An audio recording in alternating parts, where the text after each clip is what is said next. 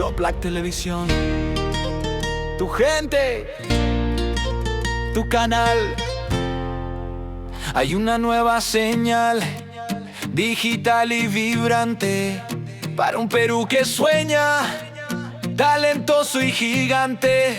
Desde el barrio al aula, con manos creadoras, voces que se alzan, almas soñadoras.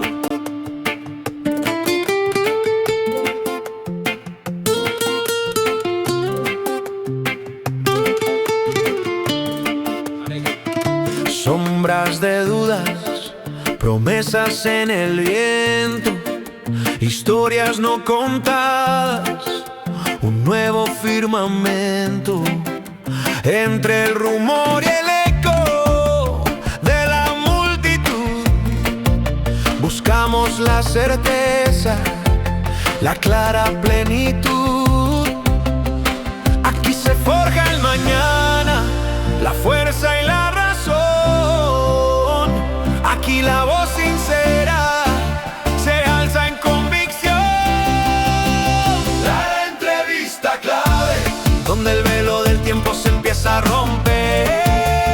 La entrevista clave, si quieres la verdad tienes que estar aquí y ver. La entrevista clave.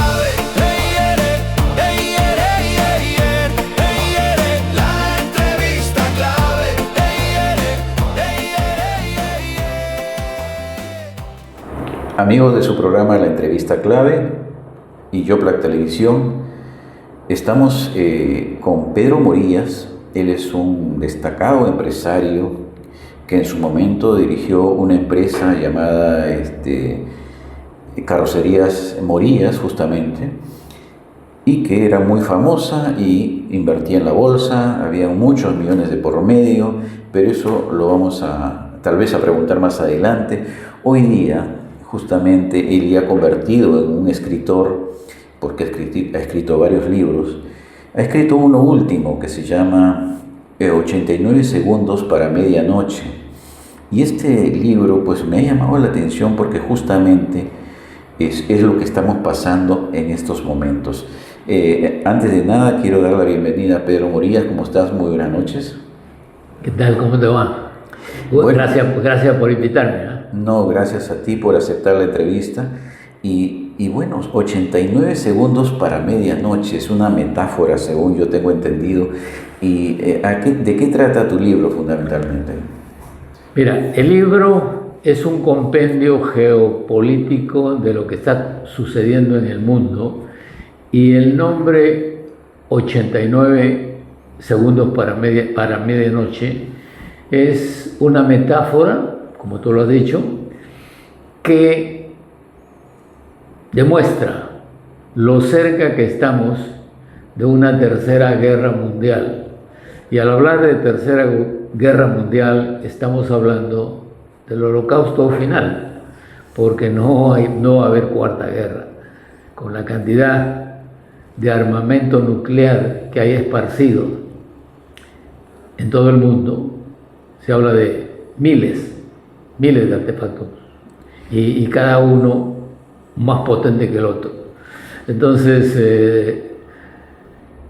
¿de dónde sale el nombre? Del reloj que los inventores de la bomba atómica, Oppenheimer y su grupo de la Universidad de Chicago, al ver el daño que causó su invento cuando explosionaron y desaparecieron las ciudades japonesas de Hiroshima y Nagasaki, donde 250.000 personas desaparecieron de la noche, bueno, ¿qué? En ese momento era la bomba atómica. Exactamente. Y ahora es la bomba nuclear. Exactamente. Mira, ellos tuvieron tal cargo de conciencia que decidieron que tenían que avisar, que deberían avisar, que la humanidad debería estar consciente de lo cerca que se puede estar en algún momento del holocausto final. al reloj le llaman the dump clock, el reloj del juicio final. Ahora, ¿cuántas veces hemos estado, digamos, en esos 89 segundos para el final, para el juicio final? Mira, que se sepa, hay récords, digamos, estado 3 veces. Esos fue en 1962, durante la crisis de los misiles cubanos, que fueron instalados a 60 metros de la costa de los Estados Unidos, y que Estados Unidos, por supuesto, que querían que lo sacaran de todas maneras, o lo sacaban ellos, los soviéticos, o lo sacaban los Estados Unidos.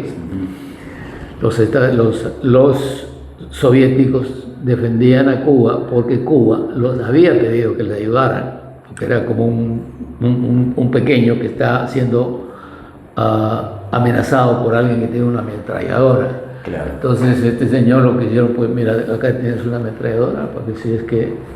Claro, era un freno para que Estados Unidos no invada la isla. Correcto. Pero entonces, este freno, digamos, aparte de lo que pasó en Cuba, hubo algo que sí estuvo más cerca, digamos, de poder haber iniciado esta guerra nuclear ya en este caso, ¿no? Correcto. Fue el momento en que ambos se pararon en su sitio y dijeron, no, yo no saco nada, y el otro dijo, lo sacas, ¿no? Y casi se van a las manos, porque estamos hablando de 1962, yo estaba en la universidad todavía. Dicho sea de paso, yo tengo experiencia de vivir en 2 siglos diferentes y en 2 milenios diferentes. El privilegio, diría yo. El privilegio, correcto, sí, es la verdad que es un privilegio. Entonces,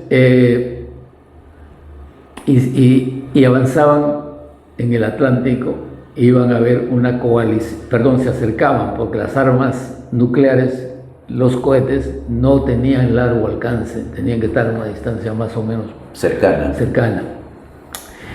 ¿Qué sucedió? Que durante ese tiempo había un presidente en los Estados Unidos que se llamaba John Fitzgerald Kennedy, muy conocido por la mayoría, y en la Unión Soviética estaba Nikita Khrushchev.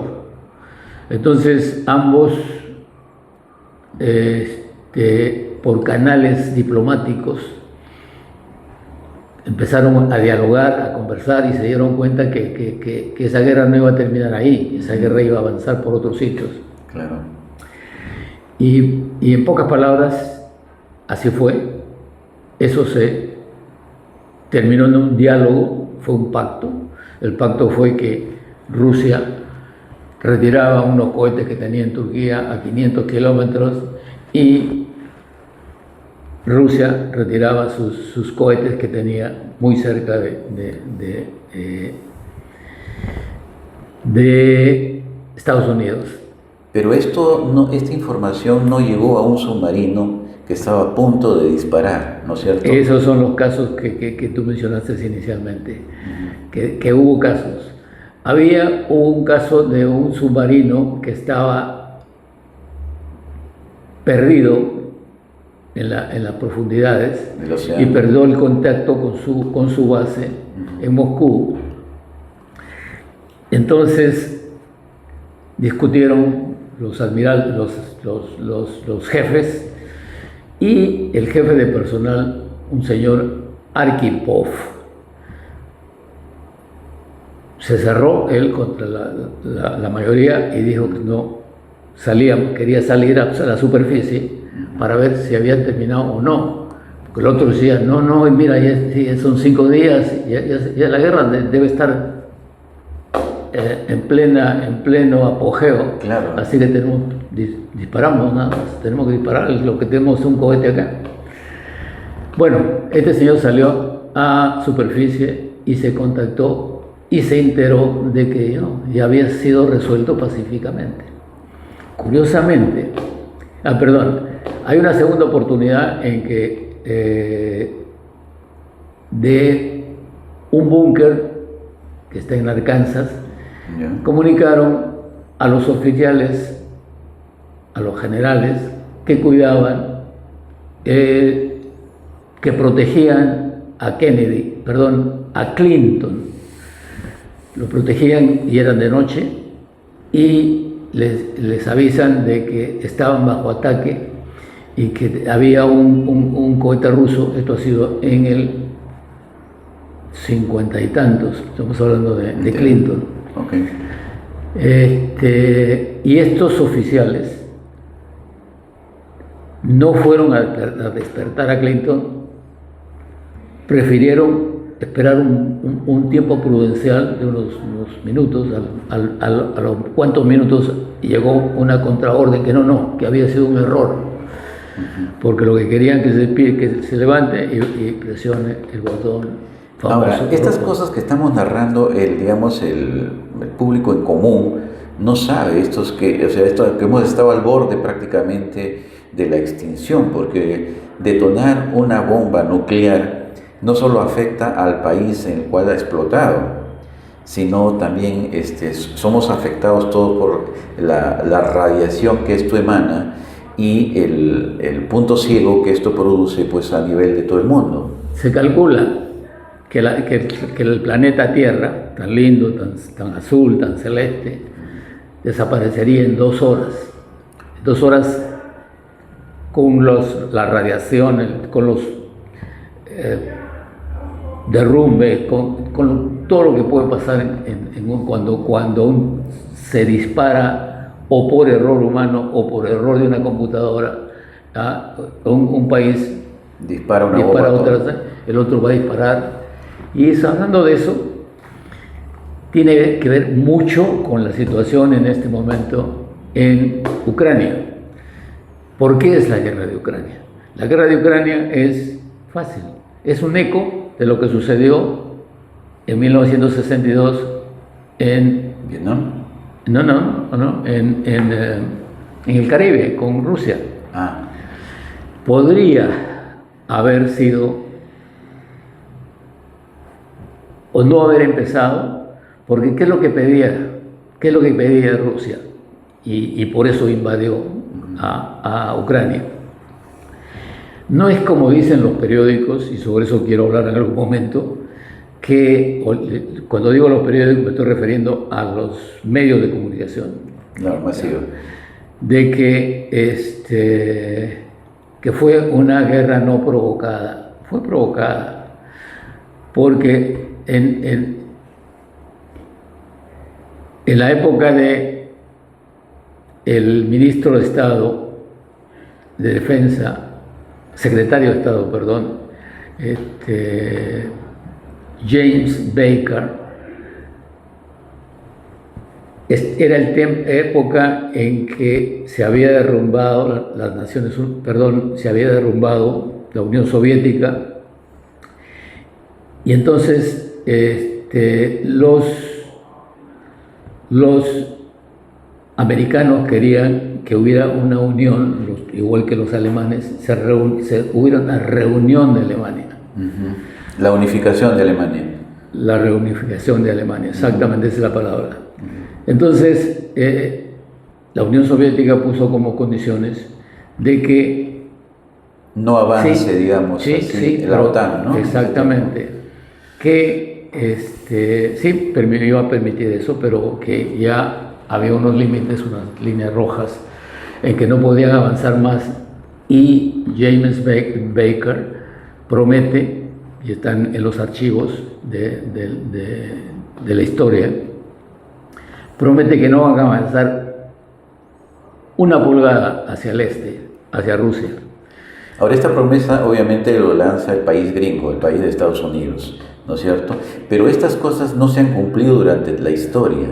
La OTAN ha comenzado a expandirse tanto así que incluso ahora Estados Unidos ha metido a Sudamérica también como un integrante asociado o algo así. Entonces la expansión es enorme de la OTAN, dicho sea de paso, a través de esta guerra que recién ha iniciado Israel con Estados Unidos en contra de Irán, pues no sé en qué va a acabar. Pero digamos que esa promesa que hizo Norteamérica a Rusia no ha sido cumplida. ¿Por qué entonces se empuja a verlo a Rusia como un cuco del mundo, ¿no? Mira, para que haya guerra uno tiene que inventarse sus propios enemigos. Y la verdad es la primera víctima de todas las guerras. Winston Churchill decía, la verdad en época de guerra es tan preciosa que hay necesidad de protegerla con una escolta de mentiras, de miles de mentiras. Wow, qué cruel, ¿eh? Exactamente. Bueno, eso me llevó a que escriba este libro, porque yo me cansé de leer los medios de información que para mí, y yo sé que siempre ha sido así, que la guerra es la primera víctima, perdón, la verdad es la primera víctima de las guerras. Y que lo que nos estaban transmitiendo acá en el Occidente era una cosa totalmente dirigida para que no supiéramos, para encubrir lo que estaba sucediendo y las razones que tenía Estados Unidos de provocar, porque eso fue una provocación a Rusia, porque Putin en este caso ponía sus líneas rojas, y que bueno, que siguen hasta Polonia. Bueno, viene después Clinton gana 7 países más, y llegan a la frontera, prácticamente, o quieren llegar a la frontera con Rusia. Pero en esta época, los países que tienen armas nucleares, a lo que más temen es al primer golpe. No quieren, porque el que da el primer golpe tiene una ventaja enorme de ganar. Entonces no permiten que así como Estados Unidos no permitía que Rusia tuviera sus misiles muy cerca de ellos, Rusia también quería que no estuvieran muy cerca, claro. Y lo quería que fuera neutral, como siempre ha sido Ucrania. Ahora, yo lo veo esto como algo prácticamente como no tanto de países, porque esto pareciera que ya quisieran desintegrar los países, lo veo como más de las élites empresariales a nivel mundial que están manejando digamos, lo que maneja realmente el mundo, ¿no? En este momento la verdad es que el mundo ha sido hegemonizado por los Estados Unidos. Ha sido el rey durante 50 años. Durante 50 años ha hecho lo que ha querido después de la Segunda Guerra Mundial, puso su moneda oficial, puso las instituciones financieras como el Banco Mundial, como el Fondo Monetario Internacional, manejó como quiso. En algún momento Nixon a la moneda, que tenía el backing, el apoyo de tener las reservas de oro, en algún momento dijo que no, que ya no tenía necesidad, que la gente lo quería, lo necesitaba. Era el petrodólar. Ahí llega petróleo, pero en ese momento, sí, los países dicen sí, claro, sí, es la moneda internacional como medio de cambio, y los sistemas financieros, el SWIFT, y todo cómo se comercia, y cómo se valorizan las cosas, siempre ha sido en dólar americano, mientras yo he vivido, hubo antes la libra esterlina. Claro. Entonces, ¿qué sucede? Tu pregunta era interesante, pero ya se me pasó. Quiero, antes, porque vamos a ir a una pequeña pausa comercial, recordarte algo, que en este momento, por ejemplo, el secretario de Defensa, Pete Hegseth, dijo que eso de las guerras políticamente correctas quedó en el pasado. Esa es la arrogancia más vil que puede haber en el ser humano, ¿no? Exactamente. Es decir, yo mando todo, y en este momento Trump hace lo que... No hay código de guerra, no hay ética, no hay nada. Yo no obedece a nadie. Quiero ganar. Exactamente. Y lo que quiere ganar es el petróleo en Irán. En el Medio Oriente, y quiere ganar también las tierras raras y la riqueza que tiene Ucrania. Claro, el asunto es que se nos viene porque, por ejemplo, en todo este aparato geopolítico, yo veo que Rusia y China están como meros espectadores. O hay un arreglo detrás, no lo sé, pero yo creo que después empezaron con Venezuela.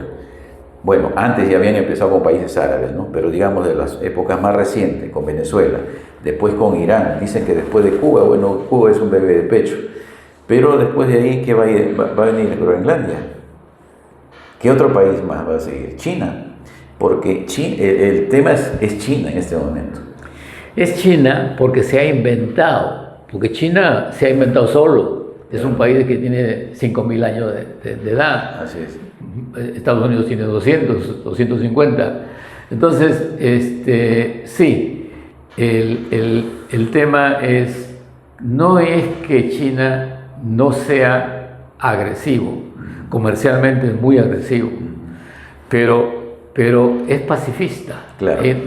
Así es. Bueno, vamos a comentar eso y más. Por favor, no se pierdan este programa. Estamos en la entrevista clave, entrevistando a Pedro Morillas, un gran escritor que abre mentes a través de sus libros y que estamos justamente tratando el tema de lo que él ha escrito en este libro que se llama 89 segundos para medianoche. No se muevan. Tras la pausa, regresamos.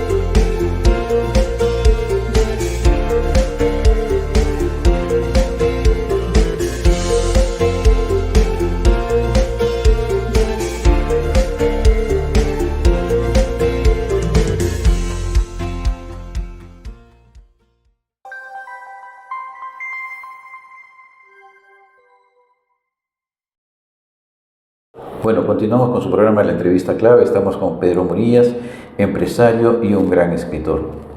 Seguíamos.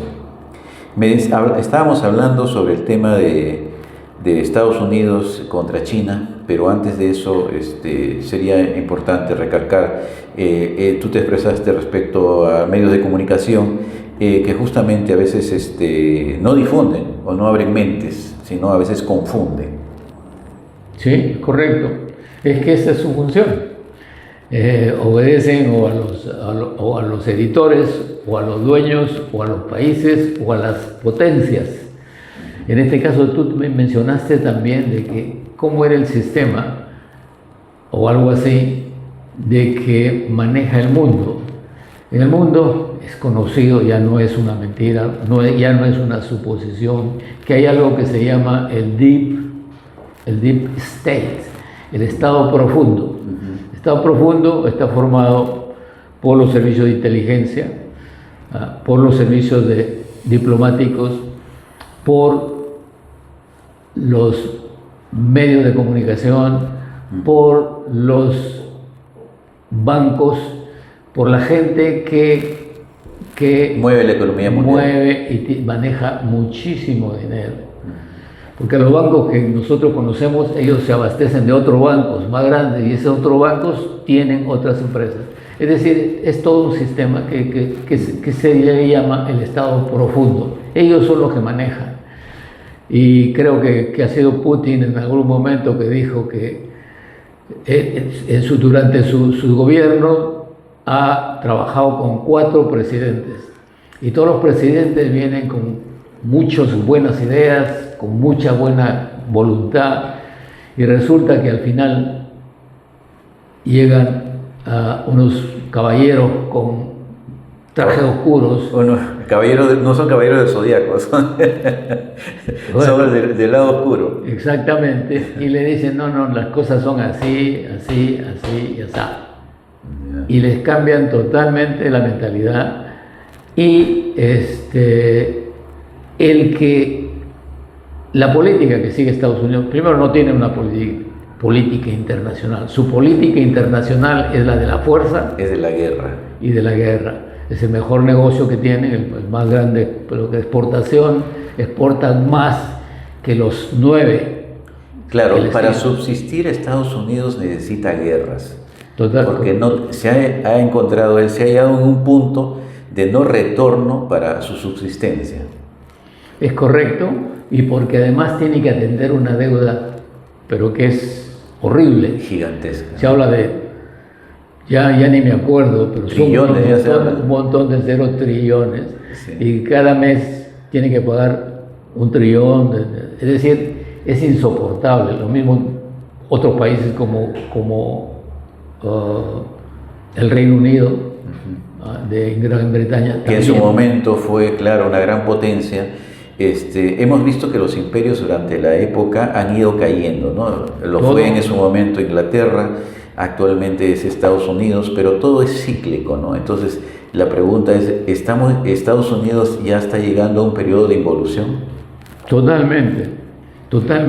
Hace años. Lo que pasa es que no lo notamos o no lo dicen o se lo dice de otra manera. Porque la caída es muy larga, ¿no? El proceso es largo. Mira, hay muchos que dicen que está en caída libre, y parece que es así. Y entonces lo único que hace es dar palazo de ciego, no obedecer absolutamente el orden mundial, no obedece a las Naciones Unidas. Naciones Unidas no le hacen caso. O sea, está dando manotazos de ahogado. Así es.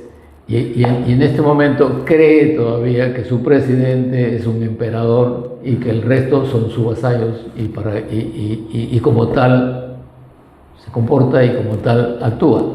Ahora, si bien es cierto, durante la presidencia de Donald Trump se ha visto la forma como es Estados Unidos, o sea, lo ha desnudado realmente cómo es Estados Unidos, porque los anteriores presidentes que ha tenido Estados Unidos, digamos que han sido un poquito más diplomáticos para ejecutar lo que al final siempre ejecuta, pero han sido más diplomáticos, un poco más prudentes a la hora de hablar. Lo habla a la bruta. Este es un animal. Exactamente. Y él con Netanyahu, o Netanyahu con él, porque claro, el jefe ahí en la guerra esta particular que hay con Israel, el jefe, el que manda ahí es Netanyahu. Ahora, ¿por qué? En tu libro también narras justamente eso. ¿Por qué tú consideras que Netanyahu es el que realmente le manda a Donald Trump? Y hemos visto muchos memes en relación a eso. Mira, el tema es simple. ¿Cómo un presidente puede estar en el poder? Creo que tiene 17 o 20 años ya en el poder. habido dos etapas que no tuvo el gobierno, pero en realidad es Netanyahu que está ahí presente y es que obedece al Estado profundo, quien es manejado por los judíos. Por judíos. Es la verdad. Entonces yo no soy antisemita, no soy antijudío. Claro, tengo amigos judíos. Claro, pero el hecho está que la mayor de empresarios a nivel mundial, los que dominan prácticamente el mundo, son los judíos. Entonces no se puede separar una cosa con otra, porque hay mucha gente que he escuchado que dice, no, es Netanyahu, no es Israel. Mira, si bien Israel, desde que empezó las hostilidades, tiene un control muy férreo de las noticias, las noticias que se leen. Antes puedo decir una cosa, mira, si uno lee solo un periódico y solo una estación de televisión y solo un tipo de cine, no puedes decir que es una persona, no puede considerarse una persona informada. Tienes que tú ver cuál es la contrastar. Exactamente. ¿No es como aquel que estudió en la Universidad de Lima, pero su visión siempre va a ser la misma. También tienes que un poquito abrir tu mente hacia otras universidades, porque lamentablemente, así como la religión, te creas con pensamientos muy cerrados con respecto a tu visión. Correcto, es así. Y te decía que yo tengo amigos judíos y me llama la atención porque yo siempre he tenido admiración por un pueblo errante que ha sufrido mucho durante la historia, han sido marginados y en este momento están demostrando pues una agresividad que no se ha visto jamás, no se ha visto jamás, ¿ah? Que se ataque a niños, a gente, a un país. Que se ataque a refinerías cuando se ha creado toda una nube negra que les están absorbiendo prácticamente, los están envenenando a un gran sector de Irán. Es que el exterminio es total y la gente, entonces yo me pregunto, pero ¿por qué no reaccionan los judíos? Pero sí hay reacciones. Mi libro se basa en dos judíos, y son norteamericanos, Jeffrey Sachs y Richard Wolff, que son judíos, pero ellos dicen la verdad y uno de ellos, para darte una idea, tiene 49 títulos de doctor honoris causa en 49 universidades de todo el mundo. Es gente que pesa mucho, que ha vivido en la época, ha sido asesor de los rusos cuando se cayeron. Cayó Rusia. Exactamente, pero y ahí esto nos lleva al hecho de la OTAN o NATO, como se quiera llamarse.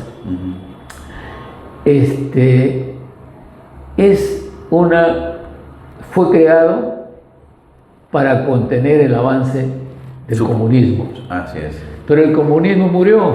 Claro, con Gorbachev. Exactamente, el comunismo murió. Entonces, como se dice acá, muerto el perro, muerto la rabia. ¿Para qué queremos? ¿Para qué queremos? Y sin embargo se ha seguido provocando, se ha seguido...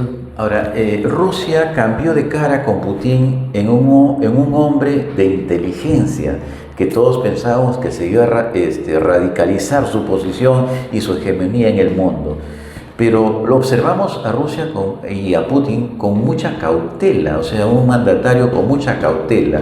Y si miramos al otro lado, vemos a un cuco, a un matón, ¿no? En este caso, en Estados Unidos. Un bully. Sí, entonces vemos todo lo contrario, pero también vemos en este tema a una Europa prostituida. Correcto, es correcto. Ya no tiene gravitación en este momento a nivel internacional, por eso es que quieren que haya, o se quiere, todo el mundo queremos que haya una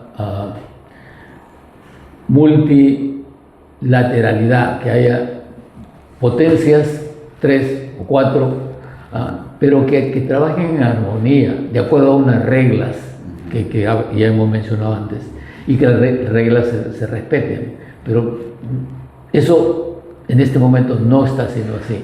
Claro, o sea, tener riquezas, o sea, tener un país con múltiples riquezas es una amenaza y un pecado actualmente bajo la administración Trump. Bueno, ya lo ha sido hace muchas décadas, pero en este caso con tanta agresividad que presenta el presidente, realmente seríamos una amenaza y el Perú no está ajeno a eso, ¿no? No está ajeno. En este momento está en una posición bastante interesante, peligrosa, sí, pero interesante. Y alguien me preguntaba en anteriores entrevistas si está haciendo bien o no. Yo digo, está haciendo bien en mantener su independencia y tener el comercio con ambos. Claro. Y nadie tiene por qué prohibir si no pierde su soberanía. Sin embargo, el embajador americano hace poco dijo que el puerto Chicama, De Chancay. Chancay, perdón,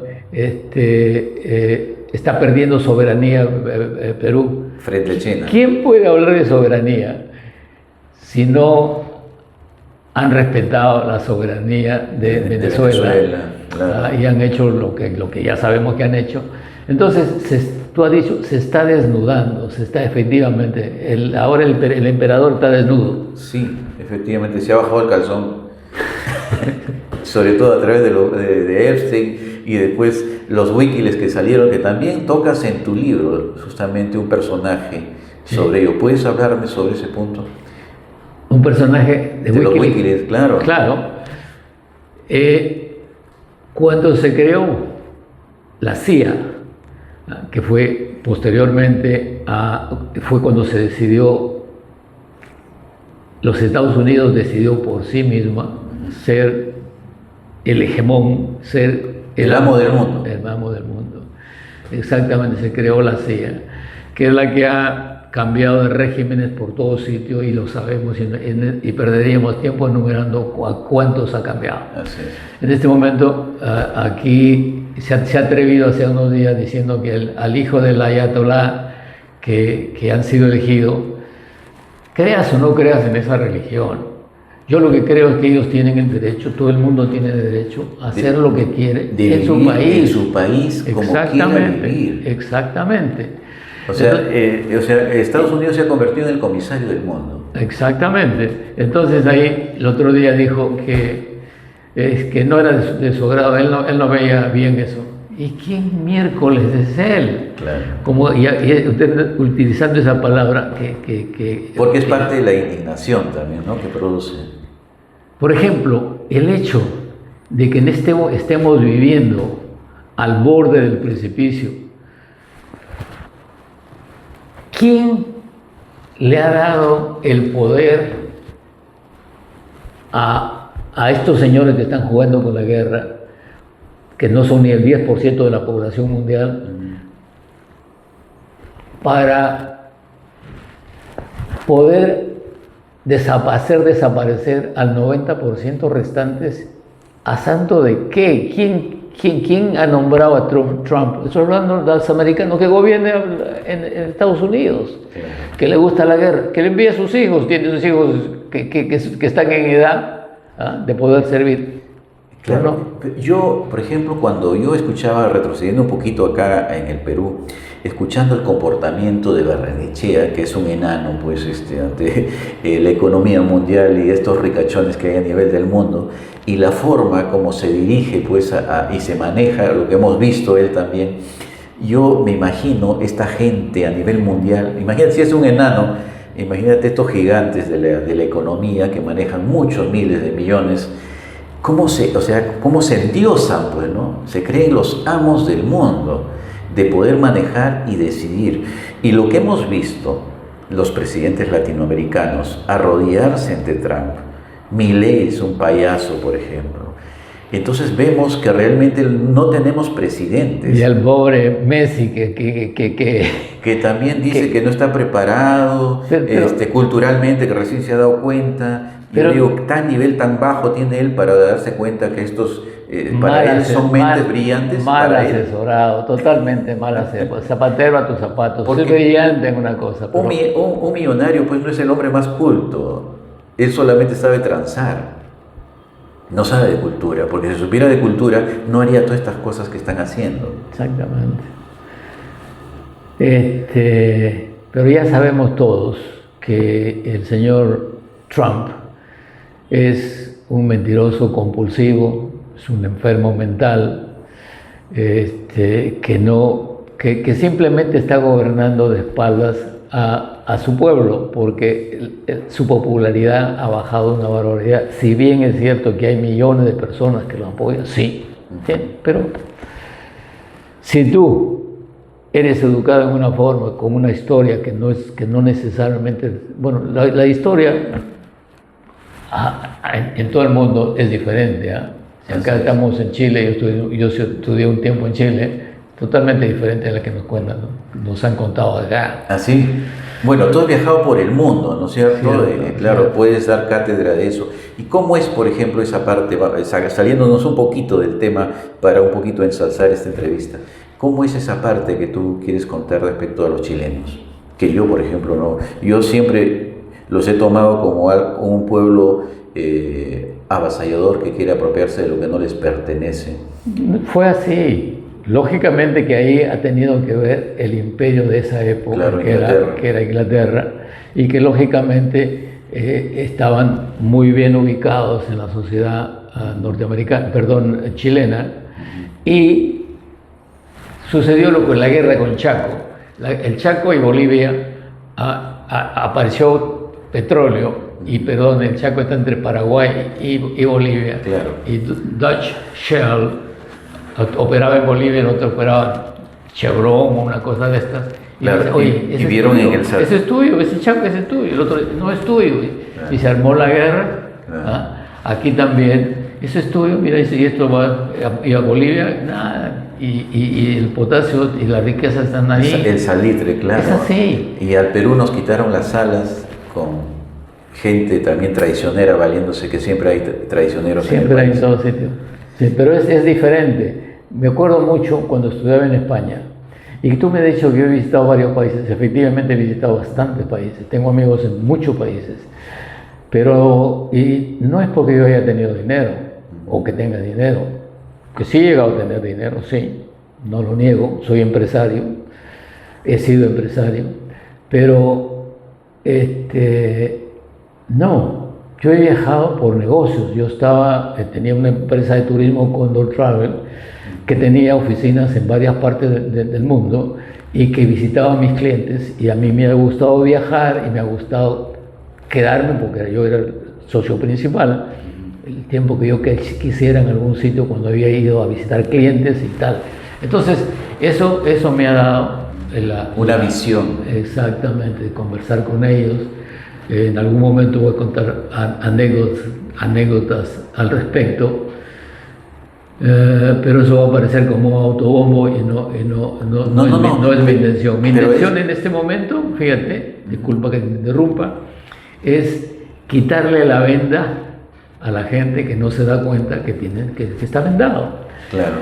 Y segundo, que esto que aparece en el libro aparece en un momento bastante interesante en que va a haber elecciones, y va a haber elecciones bien difíciles, para que se den cuenta que en la geopolítica somos una pieza muy pequeña del tablero del ajedrez.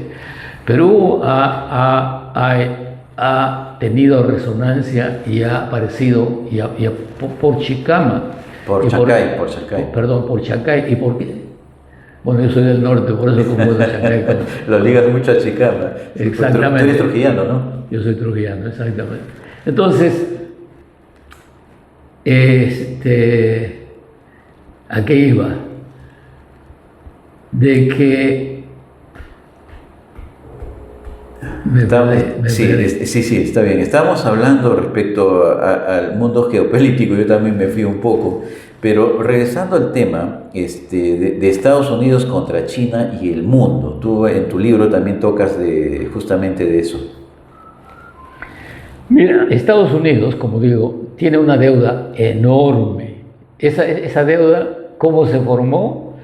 Al imprimir durante años de años papel que no tiene ningún respaldo de la que se llama moneda fiduciaria. O sea, y todo el mundo lo hemos tomado como si valiera un montón de dinero. Así es. Luego perdió valor, no confianza, porque Estados Unidos estaba haciendo cosas raras con la deuda, pero la de los países que ellos mismos endeudaron a los países. Perú, afortunadamente, que es algo que Fujimori hizo bien, es pagar la deuda. Y no tiene ese problema, y es la razón de que... Claro, y tenemos miles de millones de reservas. Sin embargo, Argentina, un país inmenso, rico, educado, en este momento su cruz, que lo carga hace años de años, es la deuda externa.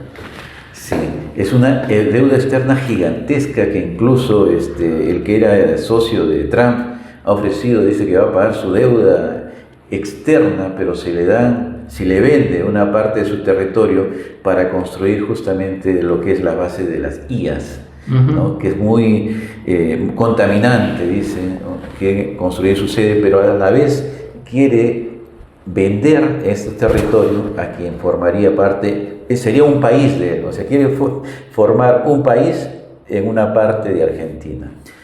Mira, eso de formar países, el rey de todo esto fue Inglaterra. Si bien has dicho tú de que todos los imperios tienen su nacimiento, su clímax y luego decaen. Así ha sido el imperio romano, así ha sido el imperio griego, así el imperio más grande que ha existido en el mundo, de Gran Bretaña. Y si tú lo ves en el mapa, es un pedacito, no es ni el 10%, no, perdón, con Europa todo hacen un 10% y Estados Unidos hacen un 10%, o sea... En territorio, sí. Si tú se toma la libertad de ver el globo terráqueo y ves, mira, esto ha tenido el control de todo el mundo durante tantos años, ha dicho lo que ha querido. ¿Y qué hizo? Como tomar una regla, y en África y en el Medio Oriente cortaron y tasajearon. ¿Por qué? Porque la política del poder es divide y reinarás. Mientras más pequeño eres, menos se va. Y no solo Inglaterra, sino los países esclavistas, que son los de Europa, Europa del oeste, occidental, en África, ¿qué han hecho? Aquí en Perú y en Latinoamérica se han mezclado, ha habido una mezcla. Ajá, claro. Dicen que acá en el Perú el que no tiene de Inga tiene de Mandinga, ¿no? Sí, exactamente. Pero en África no han creado una sola universidad. Simplemente han extraído. ¿Sí? Y hay una anécdota del obispo Desmond Tutu, que dice: nosotros poseíamos la tierra y vinieron los blancos con la Biblia y nos dijeron: cierra los ojos que vamos a orar. Nosotros cerramos los ojos y cuando abrimos los ojos, nosotros teníamos la Biblia y ellos tenían todo el país. Bueno, gracias, sí es cierto, y es lamentablemente un chiste, pero realidad. Vamos a una pequeña pausa comercial y regresamos ya con lo último. Estamos entrevistando a Pedro Morillas, un gran escritor que nos está abriendo la mente sobre nuestro futuro. Justamente vamos a regresar sobre el futuro. También él en su libro no solamente narra respecto a tragedias, sino también de esperanza. Bueno, tras la pausa regresamos, no se muevan.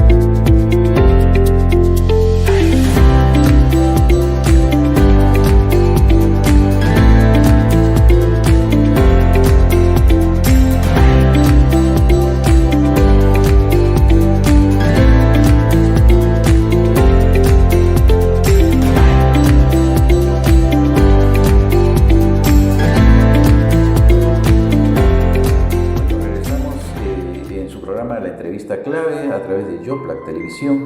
Estamos entrevistando a Pedro Morillas. Él es un gran empresario, o lo fue, según él dice que lo fue.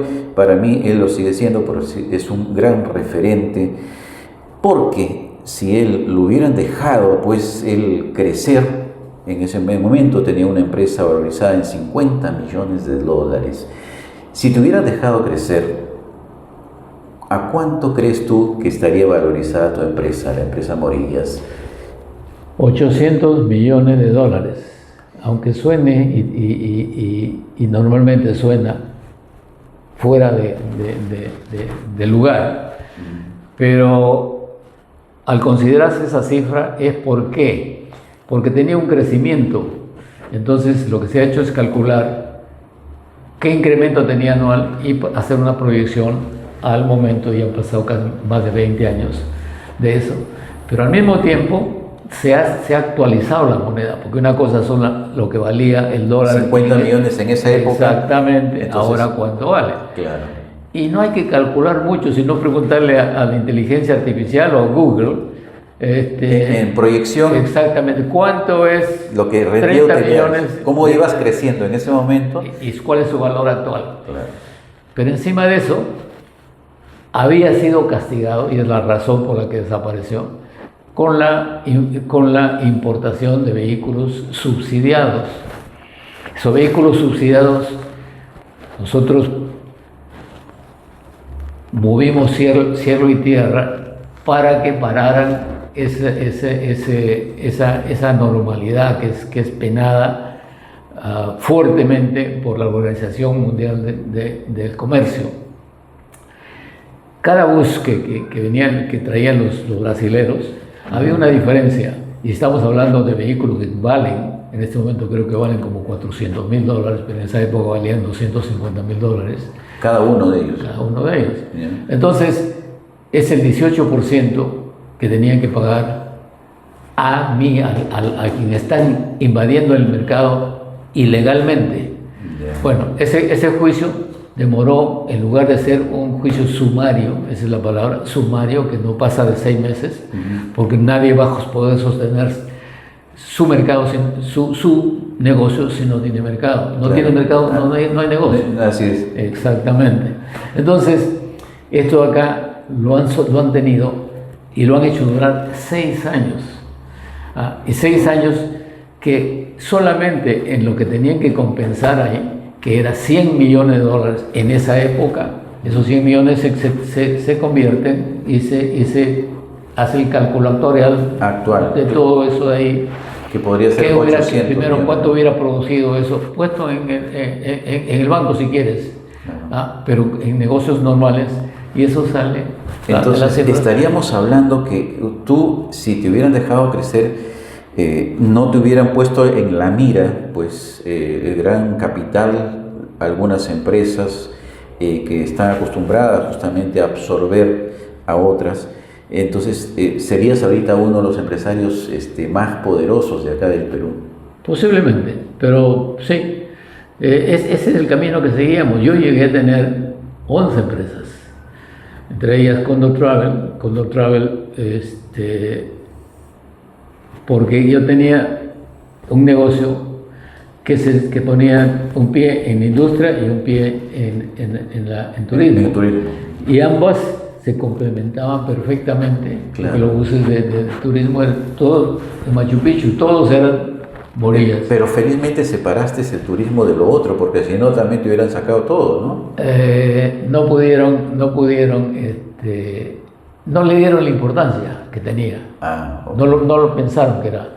Porque el negocio del turismo de receptivo no era tan bueno para algunos. Primero, que no era tan bueno, y segundo, de que tiene un mecanismo de comercialización que es diferente al otro. Claro. Pero tú me dices que yo sería uno de los más potentes. Así es. Puede ser. Mira, yo he sido director de la Sociedad Nacional de Industrias, he sido presidente de la Cámara Nacional de Turismo, he sido premiado con medalla de oro al mérito industrial por el gobierno de la UNDE, y así una serie de títulos que demuestran que sí ha habido un avance, porque yo desciendo de un hogar Originalmente, ¿no? modesto, y mi padre fue carpintero, Bien. pero después de ser carpintero y hacía los buses de las góndolas que se llamaban, lo forró con planchas de acero y empezó a producir los buses hace... Claro, que eran las famosas carrocerías, ¿no? Exactamente. De los camiones. Y después hemos exportado, hemos cotizado en la bolsa, es decir, había. Y me acuerdo mucho que en el PAD de la Universidad de Piura, en algún momento nos sentaron en una mesa, porque era de empresarios que quería para prepararlos en el curso que tiene, que es muy bueno, y había gente, estaba Carlos Iraoka, estaba el de AG, ¿cómo se llama? Añaños, estaba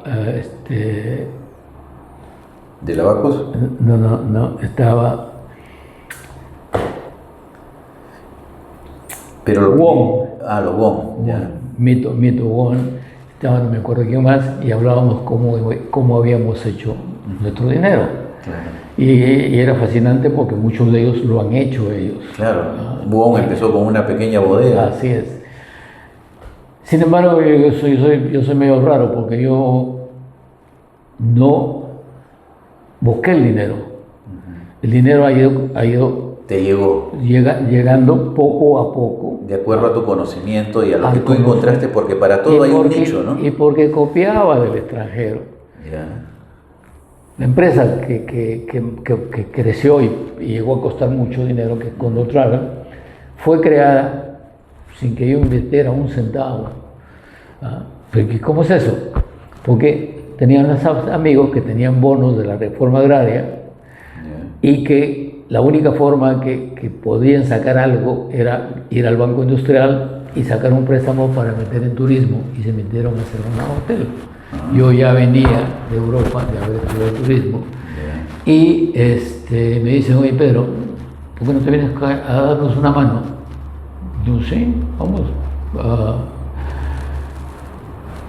Bueno, mi historia es más larga todavía. Pero es fascinante, ¿sabes qué? Para nosotros, los emprendedores, es fascinante tu historia, pero también aterradora, porque si bien es cierto, todos quieren tener tu éxito y llegar a más o menos a la cúspide, ¿no es cierto? Y de pronto tampoco puedes estar tranquilo, porque tienes que estar protegiendo de todos estos hombres siniestros que están tras de ti. Yo lo veo así, no sé cómo lo has sentido en ese momento. Yo ahí fui cándido, ingenuo. Ahí yo confié en una entidad con la que había trabajado durante 50 años y que me iba a ver mi lado. Mentira, Estamos hablando de un empresarial, de un banco, ¿no? El banco principal. Estamos hablando de un banco, sí.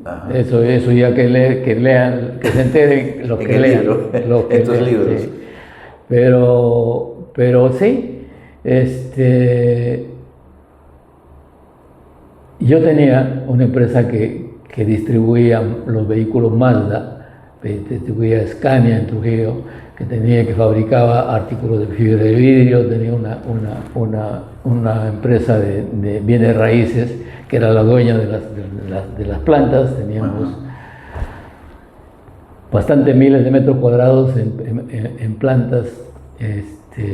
Pero tú creciste como empresario sanamente, lo que es muy difícil ahora, y creo que desde siempre, ¿no? Fíjate, sí. Yo te veo así, sí, porque si has caído tan ingenuamente. Es correcto, y puedo decirte, sin temor a equivocarme, de que he creado trabajo para miles de gente, tanto en la industria como en turismo, como en el resto de empresas. Sin embargo, no hay una que pueda decir que yo soy un sinvergüenza, que yo he robado, que yo he tomado ventaja. Lo has explotado, te has aprovechado. Que no he pagado mis impuestos. No. Y hablando de impuestos, hay un libro que se llama Creando Riqueza, mío, en la que digo, el peor error es no pagar impuestos. ¿Por qué? Ajá.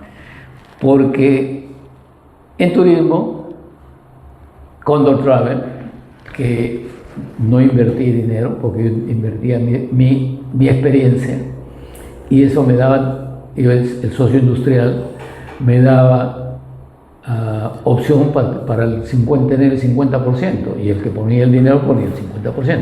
Me dieron solo 25%, no importa, después empecé a comprar, y al final terminó Claro. en mis manos, pero a su vez yo empleé otro sistema, que fue ir incorporando a los ejecutivos calificados, fieles, como accionistas. Bien. Pero ¿y el porqué de pagar impuestos? Porque la mayoría no quiere pagar impuestos. Sí, exactamente. ¿Por qué es bueno? Mira, es bueno porque yo siempre pensé en grande. Y aunque yo soy chiquito, pero yo pensé... sí, claro. Eres un pequeño gigante. Yo pensé en grande. Sí, un ejecutivo norcoreano, surcoreano, estando en Trujillo, y le digo, íbamos a Salaberry, y le digo, ahí, al lado de esa lagunita, de ahí viene mi familia. Ahí viene un terreno que le quitaron, bueno, es otra historia. Y me dice, sí, mira, nosotros tenemos un dicho que dice, a veces los dragones nacen también en pantanos. Pero tú me preguntabas algo. Sí, sobre el impuesto. El impuesto, fíjate. ¿Por qué es bueno pagar? Cuando manejaba Condor Travel y vi que podíamos actuar en varios países, vi que esto acá aumentaba su valor. Aumentó mucho. Entonces, en algún momento, como yo ya había sufrido y ya no quise saber más de negocios, eran los 60 años, yo quise vender Condor Travel y logré venderlo. Pero ahí junté al directorio y le digo, señores, pongo voy a vender mis acciones. Y me dicen, ¿pero qué pasó? Nada, que yo ya no quiero saber nada de negocios. Pero me dice, ¿cómo valoriza? Sí, ¿y a quién vas a vender? No tengo que a quién voy a vender. ¿Y cómo vas a hacer para valorizar? Para valorizar, no, ya lo tengo en la cabeza. Y le digo al gerente financiero, le digo, ¿tú cuándo crees que va la empresa? Y él me dice algo así como 5, por ejemplo. Y digo, no. La empresa vale más de 20. 4 veces más. Entonces, dicen, mira, por esa cantidad yo también vendo. Tenemos todos. Yeah. Nos fuimos a buscar a la empresa. ¿Ya estaba en la bolsa o no? Esa empresa? No, Condor Travel no estaba en la bolsa. Entonces, fuimos a buscar a los mejores en la venta se llama Merging and Acquisition. Una empresa que se dedicaba a vender empresas. Mundial. Yeah. Y estaba un economista que ha fallecido hace relativamente poco, Carlos Anderson. Ya sé. Y Carlos Anderson me queda viendo, me dice, ¿cuánto dices? Digo, más de 20 millones. Perdón, claro. de los de antes. Claro. Y conversamos, hablamos, y qué más, y cómo produce y todo.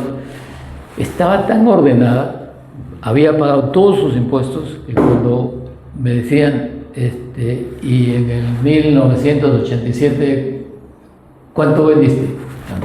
¿Y cuánto pagaste? ¿Y dónde está? Ahí está. Estaba tan ordenada, porque esa es otra razón de ser, tienes que ser ordenado.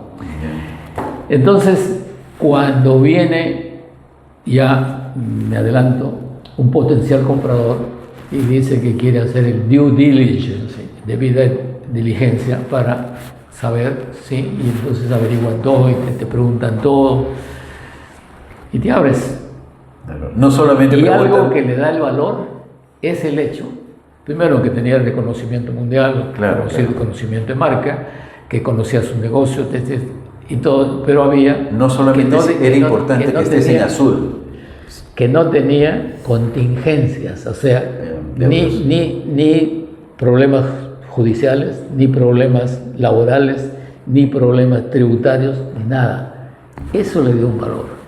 Si no, no. Si hubiera yo no haber pagado los impuestos, no hubiera tenido lo que puse sobre la mesa para vender. Claro, claro. Entonces ahí la importancia de cumplir con los impuestos y sobre todo tener márgenes. No solamente es tener un margen de ventas enormes, sino también pensar en la empresa, en que tener una empresa sana. Sana y que no te persiga nadie. Claro, ni los bancos, nadie. Bueno, estamos, amigos, de la entrevista clave, entrevistando a Pedro Morías, un famoso empresario que ahora está dedicado a escribir libros y abrir mentes. Y vamos a cerrar con esto ya, estamos ya en lo último de la entrevista, en tu libro que se llama 98 segundos para medianoche. Exactamente. Así es. 89 segundos para medianoche.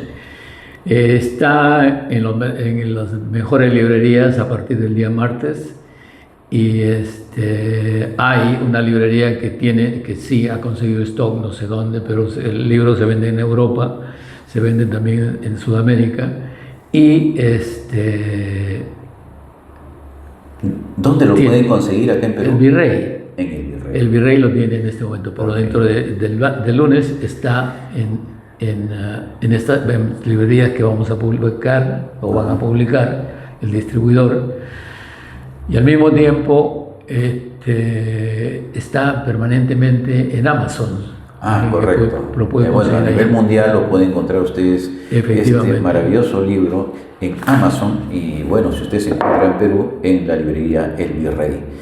Bueno, algo más que decirnos sobre este libro, interesante libro que es justamente toca temas de nuestra realidad geopolítica mundial. Mira, nada, que lo que he conversado, que ha sido un poco bien llevado por ti, porque me ha permitido que yo vaya desarrollando Gracias. y exponiendo, que no se ha expuesto todo el libro, porque el libro es mucho más completo. Decirle que sí, les aconsejo que lean, que no es un libro para todos, ¿eh? Es un libro para un nicho de gente que piensa, para gente que valora el estar informado. Claro.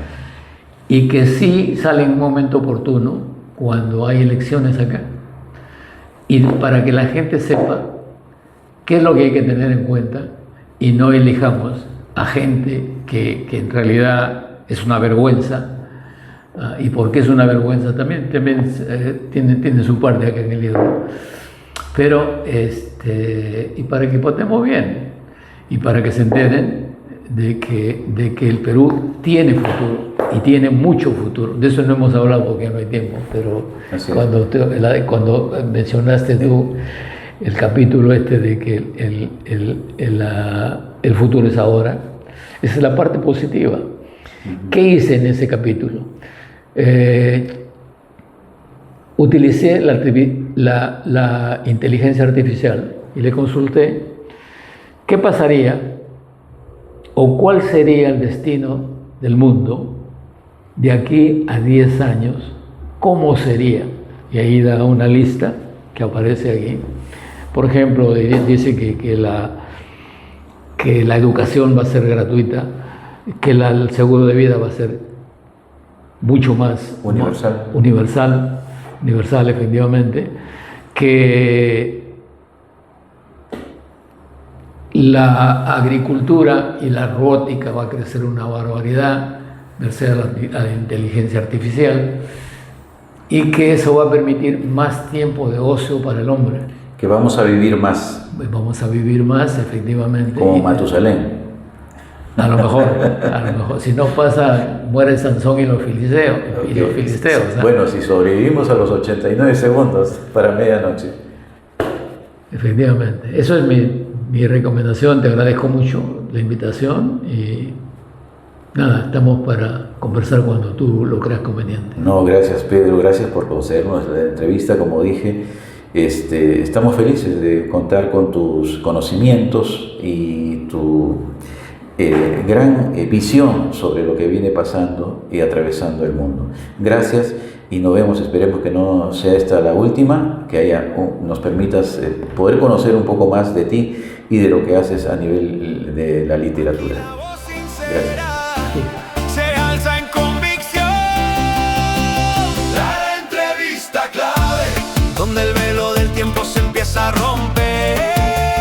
La entrevista clave, si quieres la verdad tienes que estar aquí y ver la entrevista clave.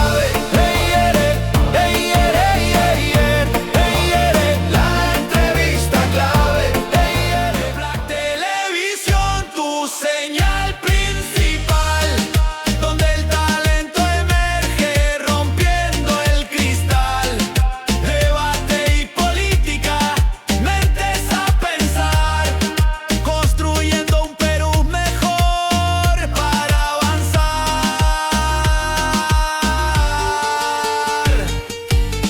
En este mundo digital somos más que una voz, somos el espejo de lo que somos los dos, con principios firmes